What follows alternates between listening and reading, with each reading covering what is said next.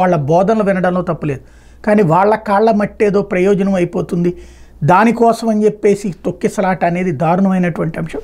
దీని మీద విచారణకు ఆదేశించారు. ఏం జరుగుతుందో తేలాలి. లేకపోతే అలాగే 6ను కలుద్దాం. ప్రజాభవన్కు ఆహ్వానం. ముఖ్యమంత్రి చంద్రబాబు లేఖకు తెలంగాణ సీఎం రేవంత్ స్పందన. విభజన అంశాలపై చర్చించేందుకు సమావేశం ఏర్పాటు చేయాలని ఏపీ సీఎం చంద్రబాబు ప్రతిపాదనపై తెలంగాణ ముఖ్యమంత్రి రేవంత్ రెడ్డి సానుకూలంగా స్పందించారు.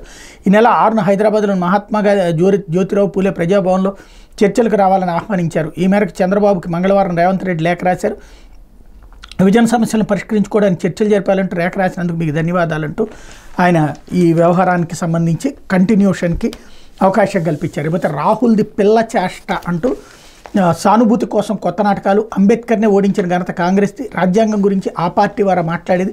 హిందువులు హింసావాదులు అనడం సంస్కారమా? లోక్సభలో తూర్పారబట్టిన ప్రధాని. లోక్సభ విపక్ష నేత రాహుల్ గాంధీది పిల్ల చేష్ట, బాలక్ బుద్ధి అని ప్రధాని నరేంద్ర మోడీ ఎద్దేవా చేశారు. వరుసగా 3 లోక్సభ ఎన్నికల్లో 100 సీట్లను దాటకపోవడం కాంగ్రెస్కి ఇదే తొలిసారని చెప్పారు. కేవలం సానుభూతి పొందడం కోసం సభలో కాంగ్రెస్ కొత్త నాటకాలు ఆడుతుందని విరుచుకుపడ్డారు.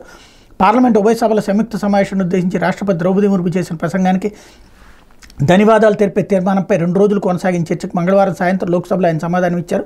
విపక్షాల నిరసనల మధ్య ఆయన ప్రసంగం 135 నిమిషాలు కొనసాగింది. దేశంలో ఆర్థిక అరాచకత్వం సృష్టించాలని కాంగ్రెస్ ప్రయత్నిస్తోంది. ఓటమిని అంగీకరించకుండా అహంకారంతో ప్రవర్తిస్తుంది. 100 సీట్లు కూడా తెచ్చుకోకపోయినా వారే మా మీద గెలిచేసినట్లు చూపించుకోవాలని అనుకుంటోంది. ఓబీసీలను దొంగలుగా సంబోధించినందుకు వారికి శిక్ష పడింది. దేశ అత్యున్నత న్యాయస్థానంపై బాధ్యతారహిత్య వ్యాఖ్యలకు వారు క్షమాపణ చెప్పాల్సి వచ్చింది. కనీస మద్దతు ధరలో అగ్నిపదులపై పార్లమెంటును తప్పుదోవ పట్టించాలని చూశారు. సందర్భానికి తగ్గట్టు స్వరం మార్చే అలాంటి నేత రాహుల్ గాంధీని ఉద్దేశించి ఇట్లాంటి అరాచకమైన మార్గాన్ని ఎంచుకోవడం దేశాన్ని ఇబ్బందుల్లోకి నెట్టేయడమని మోడీ చెప్పారంటూ స్పీకర్ అన్నింటినీ చిరునవ్వుతో భరిస్తారు. స్పీకర్జీ మీరు అన్నింటినీ చిరునవ్వుతో భరిస్తున్నారు, కానీ సోమవారం ఇక్కడ జరిగిన దానిపై ఏదో ఒకటి చేయకపోతే పార్లమెంటుకు మంచిది కాదు. ఇట్లాంటి ప్రయత్నాలు పిల్లచేష్టలుగా వదిలేయకూడదు.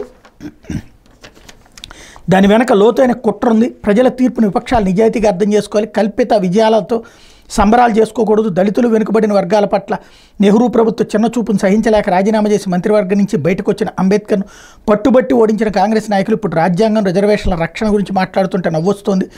భిన్నత్వంలో ఏకత్వాన్ని కాపాడుతున్న హిందూ మతంపై హింసావాదులుగా ముద్ర వేయాలన్న ఆలోచన ఎలా వచ్చింది అంటూ 100కి 99 వచ్చినట్లు మభ్యపెడుతున్నారు. ఎన్నికల్లో తాము బీజేపీని ఓడించామని భావనను ప్రజల మనసుల్లో నాటే కుటిల ప్రయత్నాలు కాంగ్రెస్ మొదలుపెట్టింది.